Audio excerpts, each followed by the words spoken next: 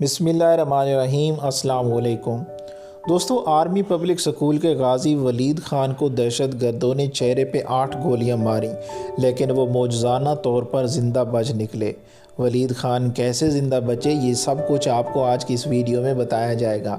Video शुरू करने से पहले आपसे गुजारिश है कि आप हमारा चैनल सब्सक्राइब कर लें और सब्सक्राइब के बटन के साथ घंटी के निशान पर क्लिक करें ताकि आपको हमारी नई आने वाली वीडियो के मुतालिक नोटिफिकेशन मिलता रहे। साने आर्मी पब्लिक स्कूल के गाजी वलीद खान बरतानवी यूथ पार्लियामेंट के रुकन मुंतखब हो गए हैं। वलीद खान को इलाज के लिए चंद साल पहले बरतानिया भिजवाया गया। अब तक बहादुर तालिब इल्म की 12 सर्जरियाँ हो चुकी हैं, जिनमें चेहरे की 6 बार प्लास्टिक सर्जरी भी हो चुकी है। वलीद खान को हाल ही में बरतानिया में यूथ पार्लियामेंट का रुकन भी मुंतखब किया गया है। वलीद खान साना APS में ज़िंदा बच जाने वाले कुछ बहादुर तालिब इल्मों से एक हैं। वलीद खान ने अपनी कहानी सुनाते हुए बताया कि मेरी उम्र 12 बरस थी और मैं स्कूल विंग का सबसे छोटा बॉयज़ हेड था। मेरा बॉयज़ हेड होना मेरे वालिदैन के लिए काबिल फ़ख्र बात थी। वलीद खान ने बताया कि मुझ पर गोलियां बरसाने वाला दहशतगर्द मुझसे सिर्फ 10 मीटर के फासले पर था। जब उसने मुझे चेहरे पर पहली गोली मारी, जब गोली मेरे चेहरे पर लगी तो मुझे बहुत ज़्यादा दर्द हुआ। मेरा मुंह खुला था और उससे खून रिस रहा था, मगर उस वक्त भी मुझे ये यकीन नहीं था कि जो कुछ हो रहा है वो हकीकत है। गोलियों की बुछाड़ जारी थी। उन्होंने मेरे दोस्तों को सर, हाथ, टांगों और सीने में मेरी आंखों के सामने गोलियां मारी। स्टेज से मैं सब कुछ देख रहा था। मैं अपने हम जमात तालिब इल्मों को अपने सामने मरता हुआ देख सकता था। उनमें कुछ जल्दी जबकि कुछ सिसक कर हलाक हुए। अगरचे उनके मुर्दा जिस्म मेरे सामने पड़े थे, मगर ये मानने के लिए तैयार नहीं था कि मेरे दोस्त हलाक हो चुके हैं, और मानता भी कैसे कि चांदी लम्हों पहले हम हंस रहे थे और एक दूसरे से सरगोशियों में बातें कर रहे थे। ये इंतहाई तकलीफ़ दे था। वलीद खान ने कहा कि मैं बिल्कुल बेबस था और इस वजह से मुकम्मल तौर पर अंदर से टूट चुका था। मैं स्टेज पर पड़ा था और रींग रींग कर ये कोशिश कर रहा था कि वहाँ मौजूद कुर्सियों के पीछे पनाह ले सकूँ। उसी वक्त एक दहशतगर्द ने मुझे हरकत करते देख लिया। उसने मेरे चेहरे पर कई गोलियां बरसाईं। मुझे गिनती भूल गई कि कितनी गोलियां मारी गईं। मैंने सोचा कि सब कुछ ख़त्म हो चुका है और मैं स्टेज के फर्श पर मरने जा रहा था।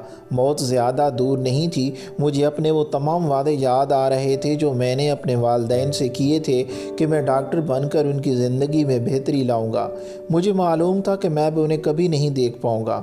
स्टेडियम में सन्नाटा छा गया था। कुछ देर बाद शिद्दत पसंदों ने अपनी तवज्जो इस बात पर मबजूल की कि आया कोई ज़िंदा तो नहीं। उन्होंने तालिब इल्मों को अपनी बंदूकों की मदद से हिलाकर ये देखना शुरू कर दिया कि कोई अगर ज़िंदा है तो उसे दोबारा गोलियां मारी जा सकें।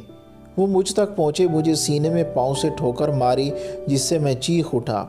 उसने मेरे चेहरे की तरफ देखा तो बुरी तरह मसख हो चुका था। मेरा ख्याल है कि उन्होंने मुझे अज़ियतनाक मौत मरने के लिए छोड़ दिया। इस इंतज़ार के बाद जो मुझे घंटों तवील महसूस हुआ, मैंने उन्हें ऑडिटोरियम से वापस जाते हुए सुना। उनकी सिमत बच्चों की विंग की जानिब थी। मैंने अपनी सांस की गरमाइश और ये जानने के लिए कि मैं ज़िंदा हूँ अपना हाथ अपने मुंह के सामने रख लिया।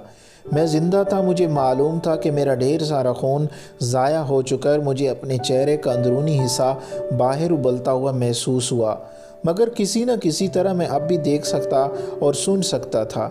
मेरा दिमाग काम कर रहा था। वो वाहिद चीज़ जो उस दिन के हवाले से मुझे याद नहीं, वो ये थी कि मैं अस्पताल कैसे पहुंचा।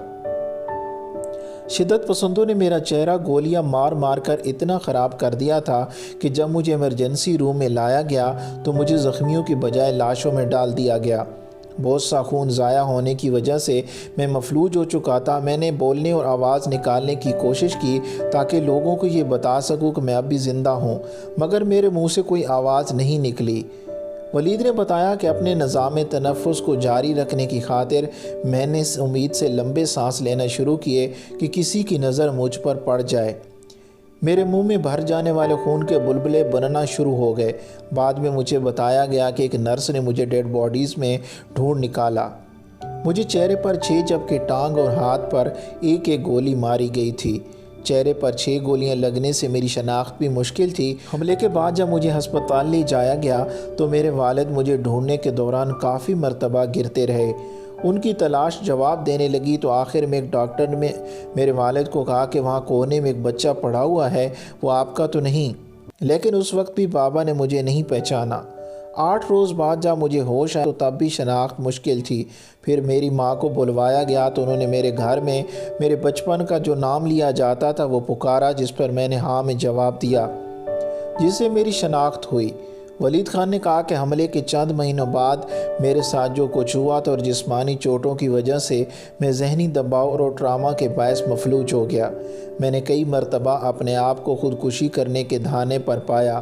میں نے دعا کی کہ یہ سب حقیقت نہ ہو اور میرے دوست ابھی بھی زندہ ہوں۔ ہر روز اس واقعے کو یاد کر کے میں روتا تھا۔ میں اپنی اگلی سرجری کا انتظار کر رہا ہوں اور سکول بھی جا رہا ہوں۔ میں او لیول کے امتحان کی تیاری کر رہا ہوں۔ میں برطانیہ کی یوتھ پارلیمنٹ کا ممبر بھی ہوں۔ مجھے ممبر بنانے کا فیصلہ برمنگھم کے تمام سکولوں نے مشترکہ طور پر لیا تھا۔ میں اپنے علاقے میں نوجوانوں کو درپیش مسائل کو سنتے ہیں اور سال میں ایک مرتبہ انہیں ہاؤس آف کامنز میں لے جا کر جاتے ہیں۔ ولید خان کا کہنا تھا کہ میں صرف اپنے لیے نہیں جینا چاہتا بلکہ ان تمام بچوں کے لیے جینا چاہتا ہوں جو اس دن حملے میں یا دیگر حملوں میں ہلاک ہوئے ہیں۔ میں چاہتا ہوں کہ لوگ میرے دوستوں اور کلاس فیلوز کو کبھی نہ بھولیں، ان دوستوں کو جو مرنے کے لیے نہیں بلکہ پڑھنے کے لیے سکول آئے تھے۔ نئے دوست بنانا اچھا لگتا ہے مگر وہ جن کو میں کھو چکا ہوں میرے ذہن میں موجود رہتے ہیں۔ اگر ویڈیو اچھی لگی ہے تو ہمارے چینل کو سبسکرائب کر کے ساتھ گھنٹی کے نشان پہ کلک کر دیں۔ ویڈیو دیکھنے کا بہت بہت شکریہ۔